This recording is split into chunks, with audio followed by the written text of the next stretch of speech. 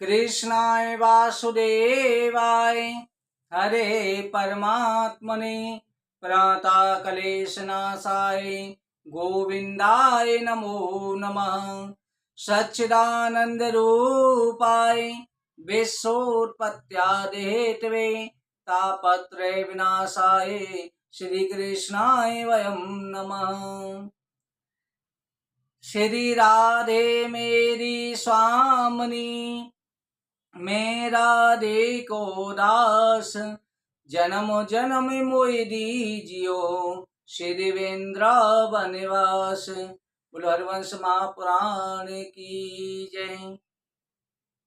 वैशंपायन ऋषि कहते हैं कि हे राजन, भगवान श्री कृष्ण ग्वाल वालों के साथ में वन में बछड़ा चराने जाते हैं। एक दिन भगवान श्री कृष्ण वन में कलेवा करने के विचार से प्रातः काल उठे और प्रातः काल उठ करके भगवान श्री कृष्ण ने सिंगी बजाना शुरू करा। हजारों ग्वाल वालों को जगा दिया। अपने अपने बछड़ों को आगे करके बाल कीड़ा करते हुए भगवान के साथ वन में चल दिए। प्रत्येक ग्वाल वाले के पास में हजारों बछड़े थे, किंतु श्री कृष्ण के पास लाखों बछड़े थे, क्योंकि 9 लाख देनो नंद बाबा के घर में 9 लाख गाय थी। दूध दही घी की तो ब्रिज में नदियां बहती थीं। भगवान श्री कृष्ण सबको लेके जा रहे हैं। प्रत्येक ग्वालवाल के पास में छाका है, बैंत है, बेणु है, सिंगी बाजा है। परस्पर एक दूसरे से बैंत और बेड़ी बंसी बजा करके हंसी में चुरा करके एक दूसरे को दे देते हैं। इस तरह से एक बालक दूसरे बालक की वस्तुएं दूसरे के पास फेंक देता है। सभी बालक एक दूसरे को चुराते भी जाते हैं। ग्वालवाल चुराते हैं, दूसरा ग्वालवाल रोने लग जाता है, फिर उसे मनाने लग जाते हैं। इस प्रकार से कोई कहता है देखो कृष्ण को कान्हा को पहले कौन छुएगा। आपस में दौड़ लगाते हैं, कहते हैं पहले मैंने छुआ। नाना प्रकार की ग्वालवाल कीड़ा कर रहे हैं।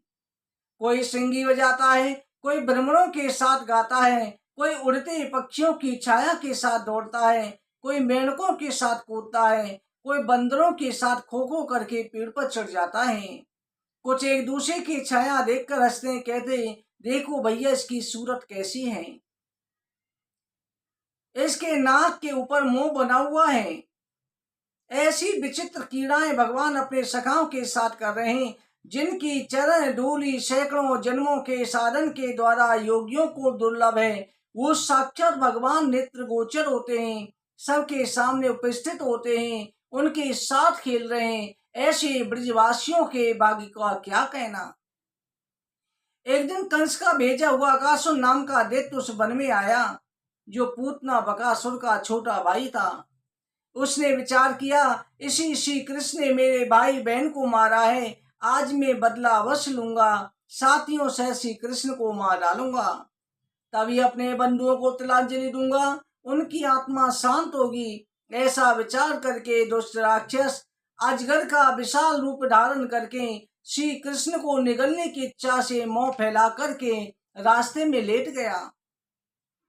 इसका मुंह गुफा के समान लंबा था, पर्वतों के शिखर के समान दांत थे, लंबी चौड़ी सड़क के समान जिब्या थी, आंधी के समान श्वास थी, अंगारे उगलते उसके नेत्र थे, उसका एक होठ आकाश में एक पृथ्वी पर। इस प्रकार से वो अजगर के रूप में लेट गया। ऐसा मालूम होता था कि मानो कोई गुफा हो। आसमान के मत्र ग्रसता निविस्ततानयम् तथा चेद वकवदा विनंगयक्षति क्षणादिनेनेत बरकास्नमुखम् वीक्षोदिशन्तं कर्तानिनेर्युः। ग्वालवाल कहते हैं अरे भैया क्या हम लोगों को ये निगलेगा। अच्छा कोई चिंता की बात नहीं, बकासुर की तरह श्री कृष्ण के द्वारा मारा जाएगा। ऐसा कहकर के सभी ग्वाल वालों ने देखा एक गुफा के समान है।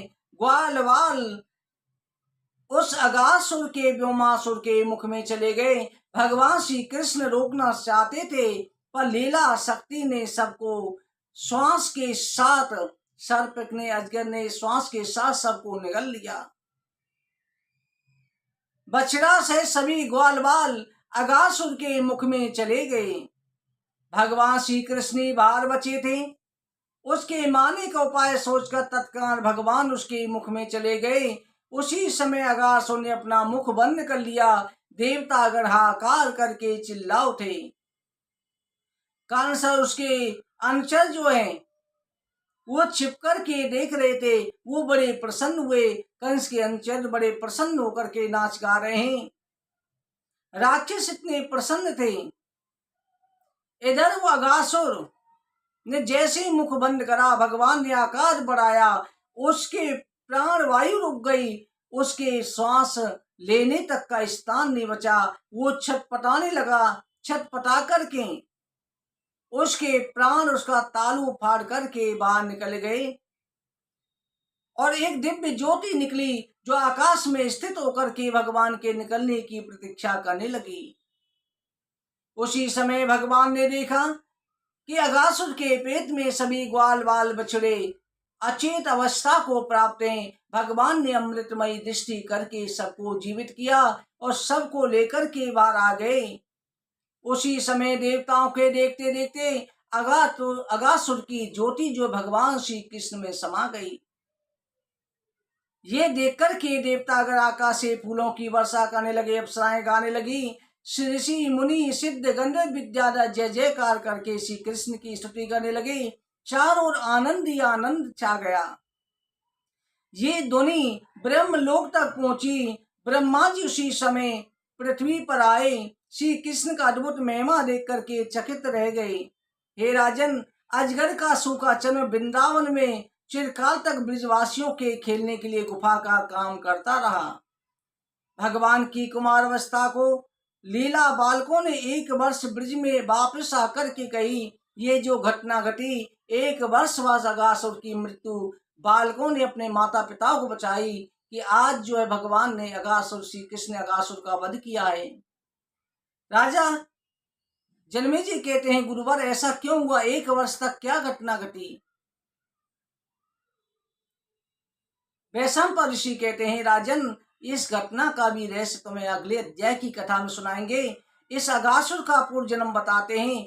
यह अगासुर जो पूर्व जन्म में शंकासुर का पुत्र था, इतना सुंदर था कि दूसरा कामदेव प्रतीत होता था।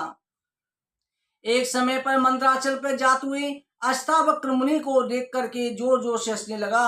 कहने लगा, देखो टेढ़ी गति से चलने वाले ऋषि कैसे क्रूप जान पाते हैं। ये सुनकर के मुनि ने श्राप दिया, दुर्मते तो टेढ़ी गति वाला क्रूप सर्प हो जा। प्रार्थना करने पर मुनि ने कहा, जिस समय करोड़ों कामदेवों से सुंदर भगवान श्री कृष्ण तेरे उदर में प्रवेश करेंगे, उस समय तेरी सर्प योनि से मुक्ति हो जाएगी। कोटि कंदर्प लावण्यम श्री कृष्ण स्तुतवोदरे यदा गच्छे सर्प रूपस्तदा मुक्ति भविष्यति। इस तरह से उसको वरदान प्रदान किया। बोले हरवंश महापुराण की जय।